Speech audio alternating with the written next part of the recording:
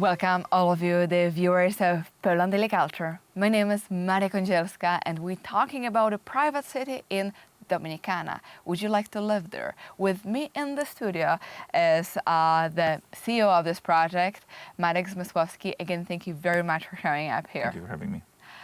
Tell us a little bit, because we are sort of sitting with the background of this beautiful place. Why Dominicana? Why Dominican Republic? And what this was this part of the world? Why this part of the world is unique to build there a private city? Yeah, well, a few reasons. First, let's remember we're talking about building a private city, which really is more like a modern village than a classical aspect of a city. We're not going to have skyscrapers there and so on. It's a modern... So you don't want to destroy Dominicana, just to make sure about We're it? definitely living in harmony with nature. We want to sign up to the category of smart cities, Okay. but when you look at the category of smart cities, we want to be the most stupid city. I mean, we want to take advantage of technology, but we want to find a healthy balance between the best of the nature that has what it has to offer and what technology has to offer, right?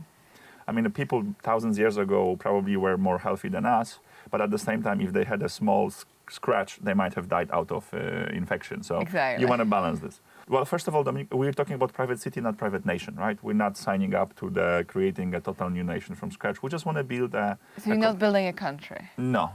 We want to build a community from scratch, which is big enough that can sustain itself and finance also the growth of the infrastructure, because it's all about the numbers. Dominican Republic, why? Because, well, for starters, there are already 2 private cities in the Dominican Republic. So they are used to it? The government is used to it. The government likes it because the corporation that runs a private city pays taxes and hires a lot of people. Okay. So there's Punta Cana, there's Casa de Campo. So we are not bringing to this country anything super innovative. The government already likes this model and knows this model. We're just trying to build a different product. Punta Cana, it's a very well-known city in the world because a lot of tourists go there, more than 6 million people just to this city every year, but it's an all-inclusive type of resort town. If this is the McDonald's of tourism, we want to build the Whole Foods of tourism.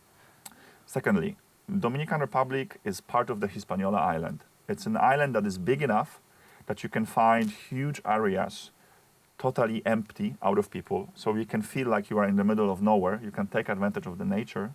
But at the same time, the economy of this country is big enough that you, forgive me for the comparison, you don't have to get into the plane in order to get to the civilization, because it's a 11 million people country with a GDP per capita $8,500, which is as much as Poland 17 years ago when we entered the European Union.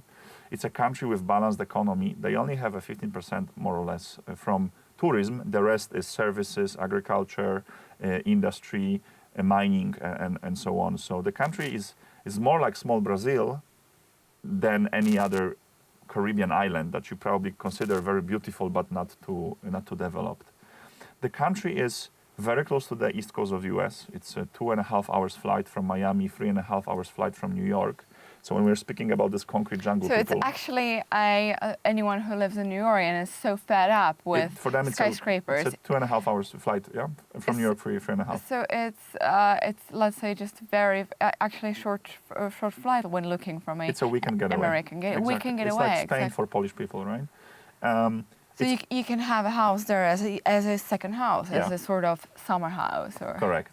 And if you're an American citizen or a Canadian citizen, and you're looking for a way to allocate your capital that is maybe outside the US finance system or tax system and so on, this is the closest country to the US that is not under the US influence, because you cannot say the same about Puerto Rico, Costa Rica, or Panama. So it's a country that is big enough to sustain a nice economy, but at the same time small enough without any oil resources. There's not going to be any wars. No one's going to fight for this country. So the probability of war is actually super low. So it's a long-sustaining a